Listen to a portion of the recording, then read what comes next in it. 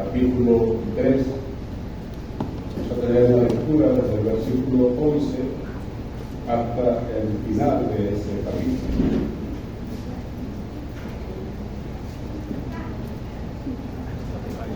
Dice la palabra del Señor, Hechos capítulo 3, versículo 11 al 26. Y teniendo asidos a Pedro y a Juan, el cojo que había sido sanado, todo el pueblo atónito concurrió a ellos al pórtico que se llama de Salomón. Viendo esto, Pedro respondió al pueblo: varones israelitas, ¿por qué ustedes se maravillan de esto? ¿Y por qué ponen sus ojos en nosotros como si por nuestro poder o piedad hubiésemos hecho andar a él?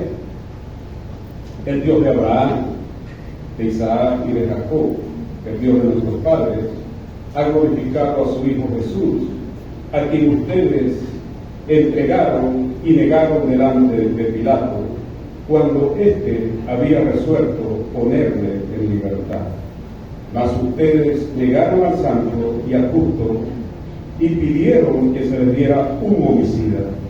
Ustedes mataron al autor de la vida, a quien Dios ha resucitado de los muertos, de lo cual nosotros somos testigos.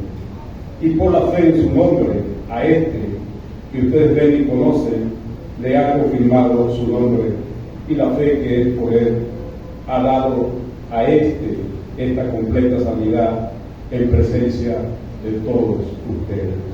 Mas ahora, hermanos, sé que por ignorancia lo han hecho, como también sus gobernantes.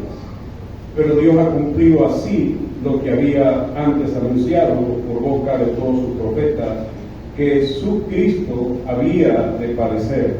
Así que arrepiéntanse y conviértanse, para que sean borrados sus pecados, para que venga de la presencia del Señor tiempos de refrigerio, y Él envíe a Jesús, que fue antes anunciado, a quien de cierto es necesario que el cielo reciba hasta los tiempos de la restauración de todas las cosas, de que habló Dios por boca de sus santos profetas, que han sido desde tiempos pasados. Porque Moisés dijo a los padres: el Señor su Dios les levantará profeta de entre sus hermanos como a mí. A este oigan en todas las cosas que él hable. Y todo aquel que no oiga a aquel profeta será desarraigado del pueblo. Y todos los profetas, desde Samuel en adelante, cuantos han hablado, también han anunciado estos días.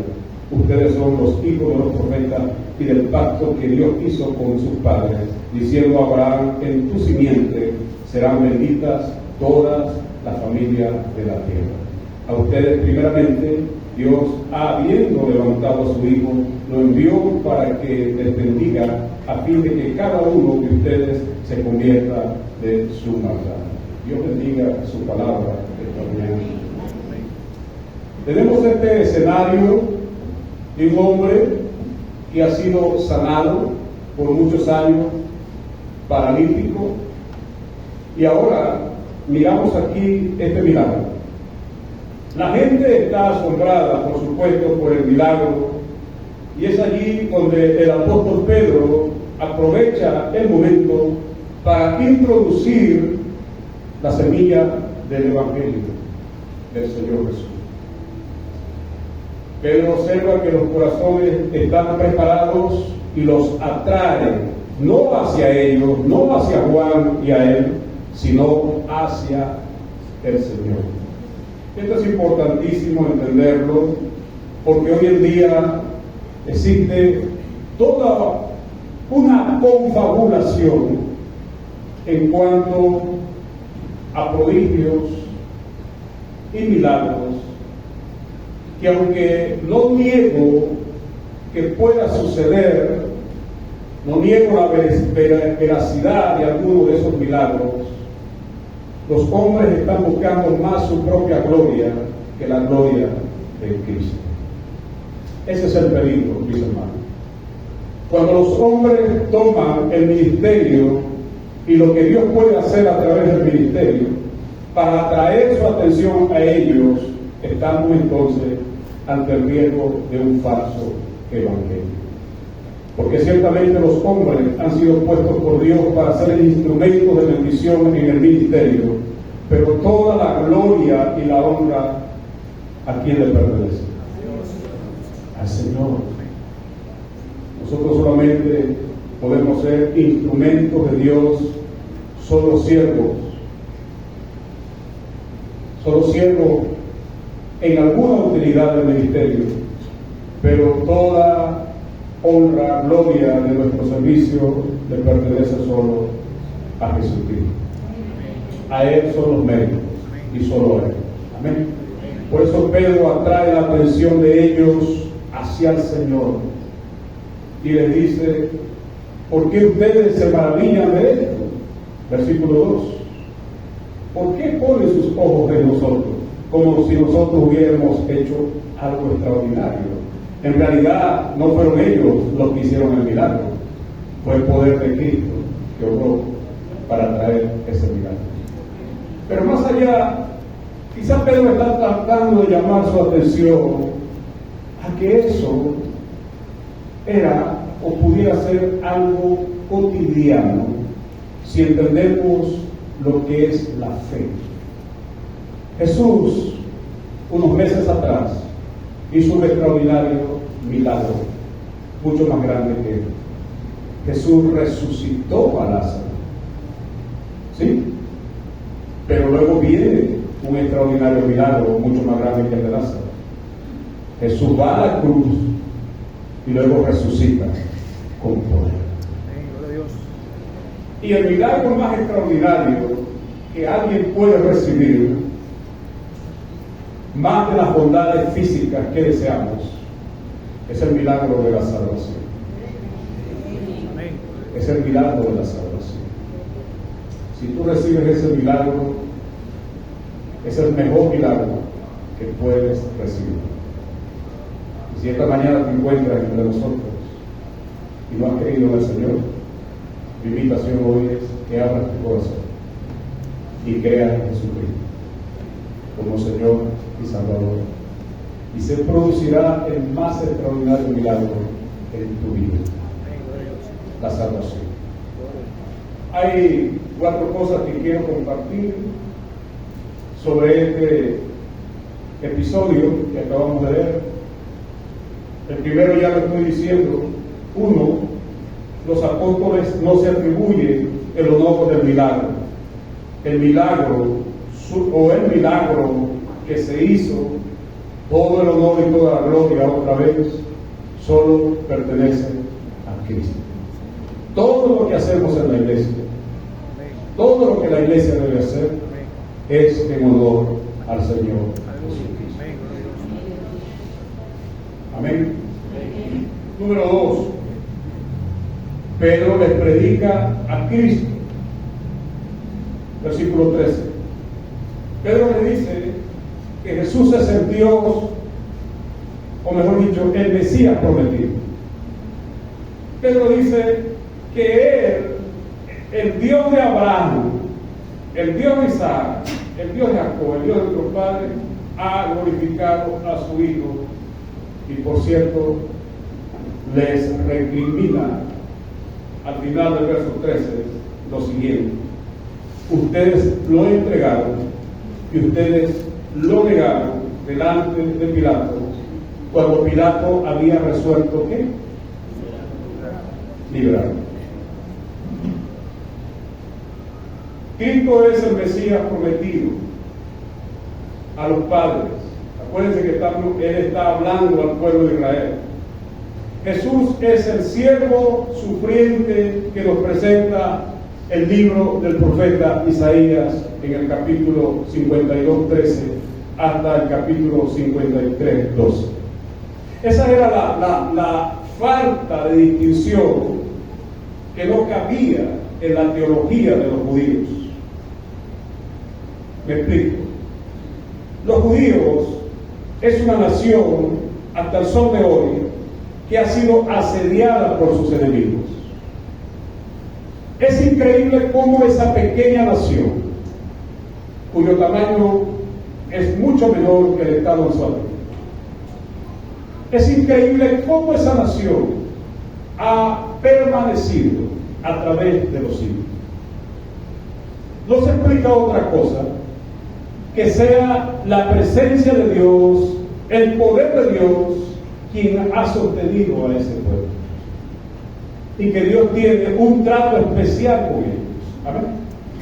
Por eso debemos orar por Israel sin caer en el fanatismo. Porque no solo Israel, debemos orar por todas las naciones, debemos orar por nuestro país. Pero ese, el Mesías, que había sido prometido, y Isaías lo describe como el rey sufriente. Es la falta de distinción que no cabía en la teología de los judíos, porque ellos esperaban era ¿a quién? A un rey triunfante. No entendían el cuadro de Isaías 53 del siervo sufriente, y mucho menos de un rey sufriente. O el rey reina y debe reinar, pero no entendemos a un rey que sufra, porque es rey. Así que el Señor hace su aparición, recuerdan en los evangelios, y cómo entra a Jerusalén, montado en un corcel, un caballo triunfante. No, Jesús entra en un pequeño burrito. Es que en realidad, para ese tiempo, los asnos o los burritos también podían ser cabalgados por los reyes, pero tenía otro sentido, y fue lo que los judíos no entendieron. El rey entró montado en un animal que no representa la guerra, sino representa la paz. El rey entró no como un rey de guerra.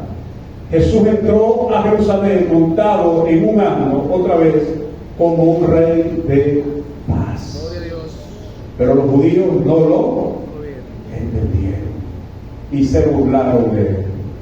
Es allí donde se conjuga a Cristo como el rey triunfante y el rey sufriente. El rey que va a la cruz, muere, resucita con poder. Es el mismo rey. Creo que una vez conté a ustedes una historia para que podamos mirar el cuadro del rey triunfante y el rey sufriente. Había una isla griega donde había un rey, ¿recuerdan? Un rey muy justo, y el rey castigaba cualquier acto de injusticia. Un día fue su madre la que cometió la violación de la ley. Parte del pueblo decía: nuestro rey es justo, por tanto él va a castigar a su madre. Otra parte del pueblo decía: no, nuestro rey es ¿cómo puede castigar a su madre? Es su madre, la ama. Nuestro rey ama a su madre. Y todo el pueblo estaba a la expectativa de lo que podía suceder, ¿recuerdan? Viene el momento, está el pueblo, está el rey con su corona, su traje real y todo lo demás, y trae a la madre del rey. Y dice el rey: traigan a esa pecadora. La sujetan de un palo allí, la amarran, y el rey ordena al verdugo: desvístela la parte de atrás de la espalda. El verdugo está con el látigo, listo para castigar. Los tambores están dispuestos, el pueblo está a la expectativa. Unos se debatían: el rey no puede hacer eso. Otros decían: sí lo va a hacer porque es justo. Todo estaba allí en esa tensa calma. El rey manda a tocar los tambores, hay toque de tambores. El verdugo levanta el látigo, y cuando levanta el látigo, listo para castigar, el rey se levanta de su trono y dice: un momento. Y el verdugo queda insofá. El rey baja de su trono, se quita su corona, se quita su traje real, su capa, descubre atrás su espalda, va a donde está su madre y la abraza desde atrás. ¿Pueden mirar el cuadro? La abraza desde atrás, es decir, la cubre desde atrás, se pone detrás de su madre y luego ordena al verdugo, ahora sí, procede a castigar. Pregunto, ¿hizo el rey justicia? Claro que hizo justicia. ¿Mantuvo el rey su amor por su madre? Claro que mantuvo el amor por su madre. Mis hermanos, no ignores la naturaleza de Dios. Amigo, no ignores la naturaleza de Dios. Dios es al mismo tiempo justicia y al mismo tiempo amor. Si te vas solo al amor, vas a terminar en un cristianismo romántico y te va a llevar a la licencia del pecado. Si te vas solo a la justicia, vas a terminar en un cristianismo legalista, acusando a todos de pecados, pero eres incapaz de ver tu propio pecado. Necesitamos ver al Rey Jesús en toda su dimensión como iglesia. Él es un Rey justo y Él es un Rey que ama a sus hijos al mismo tiempo. Y es allí donde Pedro sitúa al Rey. Ustedes no entendieron que el Rey vino a amarles y ustedes crucificaron al Rey. Les culpa Pedro lisa y llanamente de la muerte de Jesús, versículo 3 en su parte B.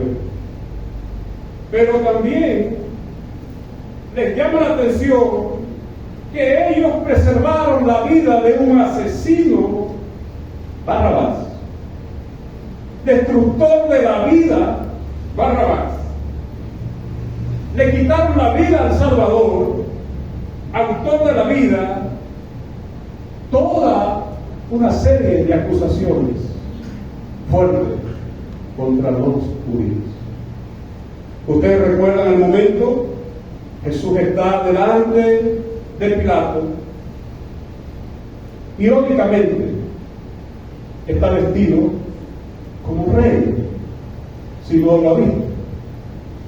Una corona en su frente, pero no cualquier corona. Una corona encarnecedora, de burla. Pero tenía una corona, ¿sí o no? Entonces estaba un rey ante ellos. Porque no importa la corona. La corona es símbolo del rey. Solo que esta corona era distinta. Una corona encarnecedora. Jesús tenía un manto de rey, ¿sí o no? Los romanos tomaron una capa y se la pusieron. ¡Viva el rey! Y lo golpearon. Así que ante el pueblo estaba un rey. Le dieron un palo, una especie de cetro, y allí está Jesús ante ellos. Su rey está ante ellos. Todo escarnecido, desnudo, avergonzado, pero ahí estaba el rey.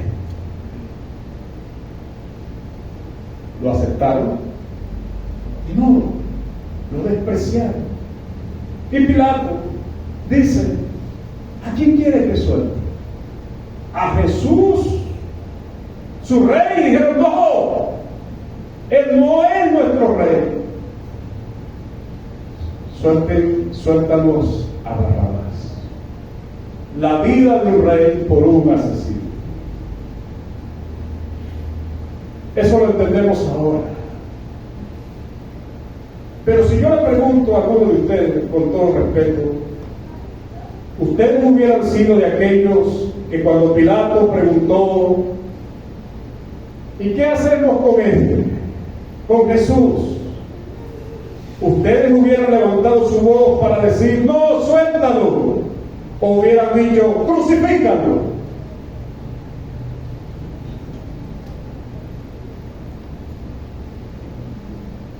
¿Qué hubieran dicho ustedes? Hermano, seamos honestos. Todos nosotros, si hubiéramos estado allí, también hubiéramos gritado, crucifíquenlo. Por eso Jesús murió por todos nosotros. Amén, amén, Dios. Porque nosotros, es verdad, el ser humano es responsable de la muerte del Señor Jesús. Estos días tuve un debate fuerte con algunos teólogos sobre ese evento. Seamos honestos. Dios es soberano. ¿Está de acuerdo conmigo? Amén. Así que siendo Dios soberano, Jesús muere en la cruz por el anticipado consejo de Dios. ¿Está de acuerdo? Pedro lo dice en el libro de los Hechos, capítulo 2, que Él fue entregado según el previo anticipado consejo de Dios. Entonces, el Padre es responsable de la muerte de su Hijo. Es crudo decirlo, pero es así. Dios entrega a su Hijo. De tal manera entregó a su Hijo. ¿No lo dice en Juan 3:16?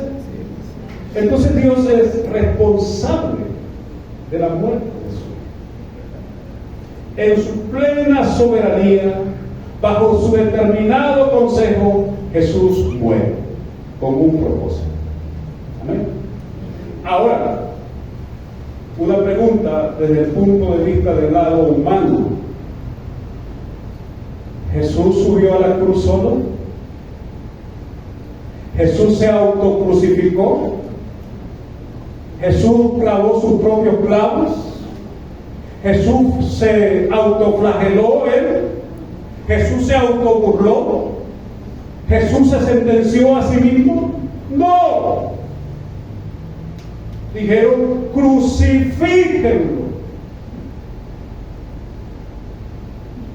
Del lado humano hay una gran responsabilidad que no suprime la culpabilidad, el odio y la persecución que los líderes de aquel tiempo desataron contra Cristo hasta llevarlo a la cruz. Pero todo bajo el anticipado consejo de Dios. Amén. ¿Dios es responsable? Sí. ¿Dios es culpable? No. Porque Dios entrega a su Hijo y hombres impíos fueron los que lo llevaron hasta crucificar. Por eso quiero que no olviden lo que Pedro está diciendo en ese pasaje. Nótese otra vez. Versículo 13. El Dios de Abraham, de Isaac y de Jacob, el Dios de nuestros padres, ha glorificado ¿a quién? A su Hijo, a quien ustedes salvaron.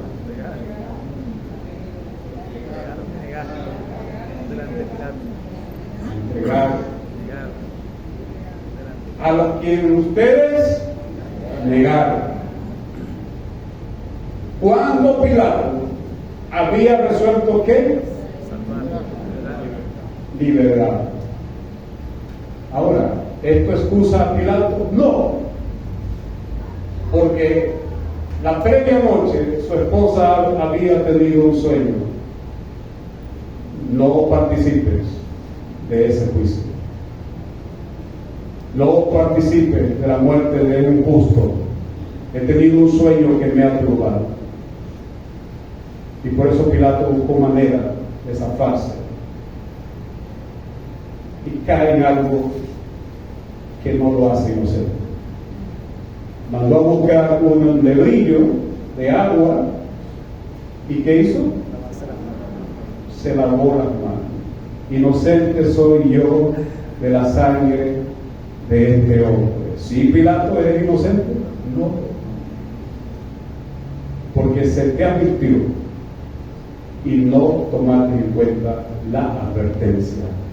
Muchas veces Dios nos advierte a nosotros: no hagas tal cosa, no es el camino, no es por allí. Pero nuestra terquedad nos lleva. Y luego viene ¿qué? Las consecuencias. Versículo 14. Mas ustedes negaron ¿a quién? Al santo y justo, que es una expresión más allá del sentido de un ser inocente. Jesús era inocente, ciertamente, pero lo que Pedro usa es una expresión mucho más allá. Pedro está diciendo: ese es el Hijo de Dios, ese que está en la cruz, es el Hijo de Dios. Y ustedes no entendieron y pidieron que a un homicida. Le quitaron la vida al Salvador, al autor de la vida. Pero luego Pedro testifica de la resurrección como el Señor, como en su sermón anterior lo había predicado. Hechos capítulo 2, nótese. Versículo 15. Mataron al autor de la vida, a quien Dios ha resucitado de los muertos, de los cuales nosotros somos testigos. Es allí donde Pedro le presenta a Cristo y testifica de la resurrección del Señor y atribuye la curación de ese hombre al poder del Cristo resucitado. Amén. Número 3. Pedro les anima ahora, predicando el Evangelio en su dimensión humana y divina. Pedro les anima con la esperanza de hallar gracia, de hallar perdón en Cristo. Lo observamos. Pedro le dice, versículo 17: mas ahora, hermanos, sé que por ignorancia ustedes lo habían o lo han hecho, como también sus gobernantes. Una pregunta: ¿la ignorancia del pecado te libera de culpabilidad?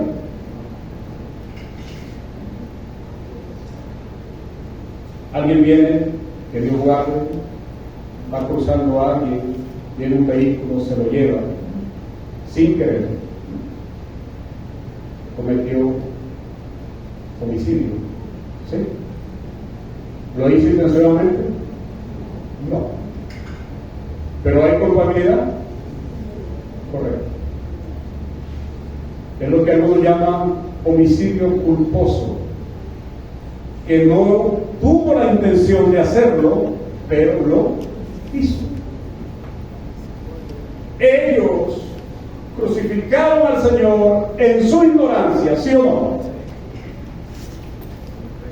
Pero ¿lo libera de culpabilidad? No lo libera. Como no lo libera a ninguno de nosotros de que hemos sido hallados culpables de pecado ante Dios. Una vez Pablo cometió un pecado de esa naturaleza por ignorancia. Si registra el libro de los Hechos, te vas a encontrar que Pablo estaba nada menos que ante el príncipe de los sacerdotes. Y Pablo, que no sabía que era el príncipe de los sacerdotes, le dijo: y así te hará Dios a ti también, pared blanqueada. Y uno de los que estaba allí le dijo: oye, ¿así te diriges a uno de los príncipes de tu pueblo? Porque es israelita, ¿no? ¿Y qué dijo Pablo? hermanos, perdón, no sabía que era el sumo sacerdote. Pero Pablo fue culpable de insulto, ¿sí o no? Luego pidió perdón. Hay una cosa interesante, y disculpe el paréntesis entre el perdón y el pecado. Algunos lo llaman el asunto de la maldad. Se describe en 3 escenarios: la maldad moral, la maldad radical y la maldad natural. Los teólogos describen esos 3 tipos de males. La maldad natural o el mal natural: sucedió un terremoto, muchos perdieron la vida. ¿Quién cometió pecado? Nada, es un mal natural.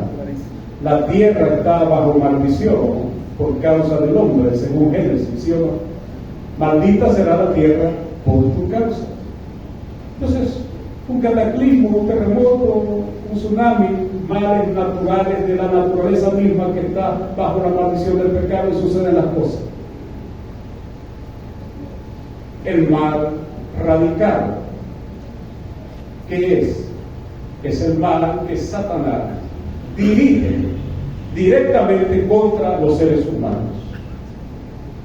Cuando el Señor fue a liberar, recuerda aquella mujer encorvada, los fariseos lo acusaron: tantos días para hacer sanidad y se te ocurre a ti liberar el sábado. Y Jesús le respondió: ¿y ustedes los sábados no agarran a sus animales de carne y los liberan? ¿Dónde está la hipocresía de ustedes? Esta hija de Dios que Satanás ha tenido atada durante 18 años, Jesús está acusando a Satanás directamente del mal radical. Por eso las personas se endemonian, porque Satanás interviene directamente sobre la vida. Y está el mal moral. Preste atención. Hemos hablado de él. ¿Y qué te parece decir? Del mal, y ahora el mal moral. El mal moral es porque nosotros somos agentes morales delante de Dios. Es decir, nosotros somos responsables ante el Señor. Él nos creó, nos dio una conciencia. Y esa conciencia, aunque no conozcamos al Señor, nos dice si lo que hemos hecho lo hemos hecho bien o lo hemos hecho mal. Hijos, presten atención. Cuando tu padre te llama la atención, tu madre te llama la atención, tú sabes que lo hace por tu bien. Tu conciencia a sola te lo va a decir. Te lo digo por tu bien. Pero como estamos bajo la naturaleza del pecado, en ese momento no queremos que se nos llame la atención. Los pastores llaman la atención a los creyentes. Muchos se sujetan, otros buscan argumentos, excusas para no sujetarse. Pero al final saben que se les ha llamado la atención por su bien. ¿Quién se lo ha dicho? La conciencia que Dios ha puesto en ellos. No podemos escapar de la conciencia. El peligro de la conciencia es cuando termina cauterizada por el pecado, que ya no hacemos caso a nadie. Por tanto, somos agentes morales delante de Dios. Y como agentes morales tenemos una doble responsabilidad, mis hermanos y mis amigos. Una, si yo cometo un pecado como agente moral, seguramente voy a afectar a otra persona. Por ejemplo, la diferencia entre pecado y mal, aunque se relacionen. Adulterio. ¿Es pecado o no es pecado? La consecuencia es el mal moral que comete la persona hacia sí misma y hacia otros y hacia Dios, porque le causa dolor a Dios, se causa dolor a sí mismo y causa dolor a otros seres. Homicidio: no matarás. ¿Es pecado o no es pecado? es pecado. Consecuencia moral, afecta la vida de un ser humano porque quita la vida, destruye una vida, pero también afecta la vida de otros seres porque quita a un padre de familia, una madre de familia, un hijo, qué sé yo, etc. Entonces somos agentes morales delante de Dios, y es por lo siguiente, porque en nosotros está lo que llaman la impiedad, que es que somos propensos a hacer el mal por nuestra naturaleza caída.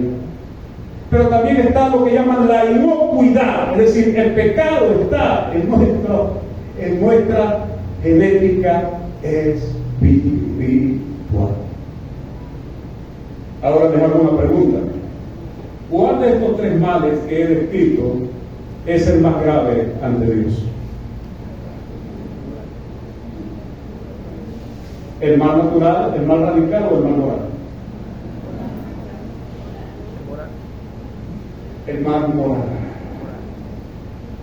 Por eso Pedro acusa a los judíos: ustedes causaron un grave daño, un mal moral terrible. Ustedes mataron al autor de la vida, despreciaron la vida y ordenaron que se liberara a un homicida. Y cuando Pilato les preguntó a ustedes: ¿qué hacemos con este?, ustedes ni siquiera tuvieron el menoscabo, sino gritaron: ¡crucifíquenlo! Y Pilato va en un gesto, disculpen la palabra, estúpido, a lavarse las manos, creyéndose inocente, cuando es totalmente culpable, porque él es el juez que está dirigiendo esos asuntos. Pero lo que me llama la atención, mis hermanos y mis amigos, es que cuando Pilato comete ese disparate: yo me lavo las manos, inocente soy de la sangre de este justo, el pueblo gritó: su sangre sea sobre nosotros y sobre nuestros hijos.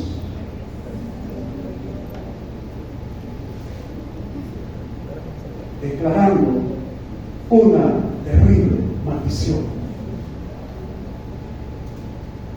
Y Josefo, historiador judío, nos dice que aproximadamente en el año 70 después de Cristo, una generación, 40 años, Cristo muere a los 33 años, 40 años, 70 años después, las tropas romanas dirigidas por Tito entraron a Jerusalén, masacraron a todo el mundo, y Josefo registra que literalmente por las calles de Jerusalén corrían ríos de sangre.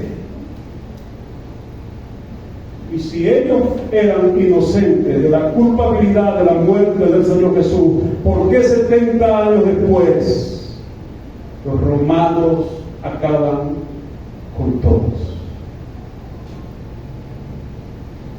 Porque era responsable.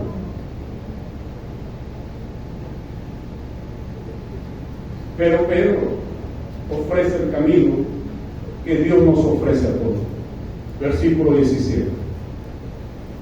Mas ahora, hermano, sé que por ignorancia lo han hecho, como también sus padres. Pero Dios ha cumplido así lo que había anunciado por boca de todos sus profetas, que Jesucristo había de qué? De padecer. Soberanía de Dios ciertamente, pero responsabilidad humana que no se puede ignorar. Es así como Dios conjuga la historia de nuestra salvación. Y Pedro hace la invitación. Pedro, otra vez estoy en el punto 3, les anima por la esperanza de hallar gracia y perdón en Cristo. Pedro mitiga la enormidad de su crimen con circunstancias atenuantes que implican que ellos fueron ignorantes, pero eran culpables también al mismo tiempo. Y ahora Pedro les dice: hermano, acérquense, arrepiéntanse, verso 19, arrepiéntanse y conviértanse. ¿Para qué? Para que sean borrados sus pecados y para que venga a la presencia del Señor, ¿qué? Tiempo de refrigerio para ustedes. Tú y yo estamos ante la cruz de Cristo. Cristo ha sido crucificado y Dios nos pregunta a nosotros: ¿Aceptas el sacrificio de mi hijo? Tenemos dos caminos: rechazarlo o creer en Jesús. Si creemos que Él es el Señor y murió por nuestros pecados, aceptamos el perdón de nuestros pecados. Si todavía estamos en pie diciendo no acepto ese sacrificio, literalmente es como que fuéramos culpables de haberlo crucificado a Él también. Es como que estuviéramos en ese escenario diciéndole crucifíquenlo también, y no somos libres de culpabilidad. La salvación nos muestra un camino con dos alternativas. Una, o recibimos y creemos en este mensaje, por lo cual Dios nos perdona, por lo cual Dios nos recibe como sus hijos, o lo rechazamos de plano, por lo cual Dios nos encuentra culpables y el camino es la condenación. Pero quiero que entienda que no hay términos medios en el mensaje del Evangelio y de la salvación para las personas. A veces podemos caer en un evangelio muy liviano. Este camino ofrece solo dos alternativas: o crees o lo rechazas. Pero no hay un término medio donde podamos ampararnos y decir todavía voy a esperar. Eso te ubica en qué terreno: del lado de la culpabilidad. No te libera. Cuando la gente dice todavía no, soy muy joven, tengo que gozar la vida, eso no te libera de culpabilidad, porque no hay otra vez términos medios en el Evangelio. O lo crees o lo rechazas. La cruz está para decirnos: o somos justificados o somos culpables. No hay términos medios para el Evangelio y para Dios.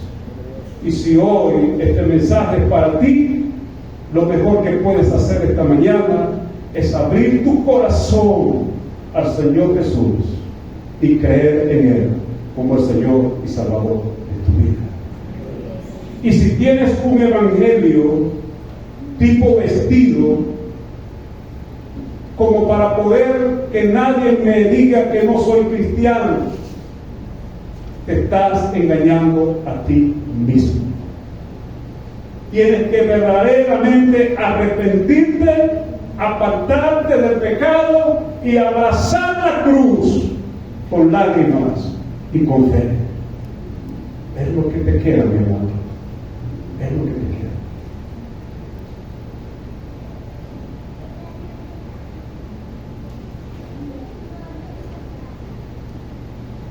Punto 4, y con esto finalizo. Pedro les exhorta a hacerse cristianos. Versículo 25.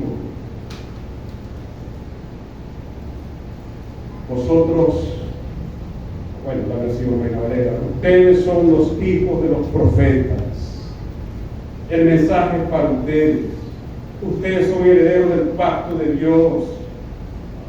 Fue en Abraham, donde Abraham, el Señor le dijo a Abraham: en tu simiente serán benditas todas las familias de la tierra. Para ustedes, primeramente.